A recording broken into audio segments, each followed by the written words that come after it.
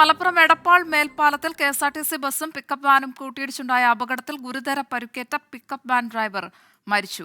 പാലക്കാട് സ്വദേശി രാജേന്ദ്രനാണ് മരിച്ചത്. സമീർ ബിൻ കരീം വാർത്തയുടെ വിശദാംശങ്ങളുമായി മലപ്പുറത്ത് നിന്ന് ചേരുകയാണ്. സമീർ, അതീവ ദുഃഖകരമായ വാർത്തയാണ്. പിക്കപ്പ് വാൻ ഡ്രൈവർ മരിച്ചിരിക്കുന്നു. എപ്പോഴായിരുന്നു അദ്ദേഹത്തിന്റെ മരണം സ്ഥിരീകരിച്ചത്?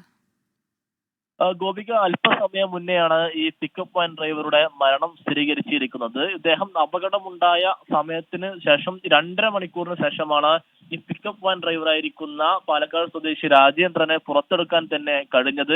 ഫയർഫോഴ്സും എല്ലാവരും എത്തി വാഹനം പൊളിച്ച് പുറത്തെടുത്തപ്പോൾ തന്നെ അദ്ദേഹത്തിന്റെ മൃതദേഹം ചതഞ്ഞറിഞ്ഞ നിലയിലായിരുന്നു എന്നുള്ളതാണ് ദൃക്സാക്ഷികൾ വ്യക്തമാക്കുന്നത്. മൃതദേഹം തിരിച്ചറിയാൻ പോലും ആവാത്ത വിധമായിരുന്നു ഇതിന്റെ ഒരു അവസ്ഥ. പിന്നീട് മറ്റു വഴികൾ മുഖേനയാണ് സ്ഥിരീകരിക്കുന്ന ഒരു ഘട്ടം ഉണ്ടായത്. നിലവിൽ മരിച്ചു എന്നുള്ളതാണ് നമുക്ക് നൽകാൻ കഴിയുന്ന ഏറ്റവും പുതിയ സങ്കടകരമായിട്ടുള്ള ഒരു കാര്യം. തൃശൂർ ഭാഗത്ത് നിന്ന് വരുന്ന കെഎസ്ആർടിസി സ്വിഫ്റ്റ് ബസും എതിർദിശയിൽ വന്ന കൊറിയർ വസ്തുക്കളുമായി വന്ന പിക്കപ്പ് വാനും തമ്മിൽ എടപ്പാൾ മേൽപ്പാലത്തിന് സമീപം കൂട്ടിയിടിച്ചുണ്ടായ അപകടത്തിലാണ് നിലവിൽ ഒരു മരണം സംഭവിച്ചിരിക്കുന്നത്.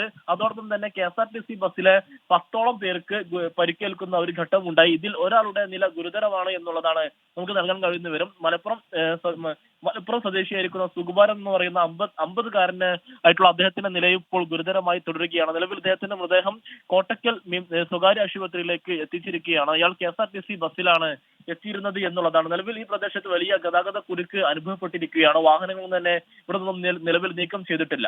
ഗോപിക, മലപ്പുറം എടപ്പാൾ മേൽപ്പാലത്തിലാണ് ഇത്തരത്തിൽ കെഎസ്ആർടിസി ബസും പിക്കപ്പ് വാനും കൂട്ടിയിടിച്ച് അപകടമുണ്ടായത്. ഗുരുതരമായി പരിക്കേറ്റ പിക്കപ്പ് വാൻ ഡ്രൈവർ മരിച്ചിരിക്കുകയാണ്. പാലക്കാട് സ്വദേശി രാജേന്ദ്രനാണ് മരിച്ചത്. മലപ്പുറത്ത് നിന്ന് സമീർ ബിൻ കരീമാണ് വാർത്തയുടെ വിശദാംശങ്ങൾ നൽകിയത്.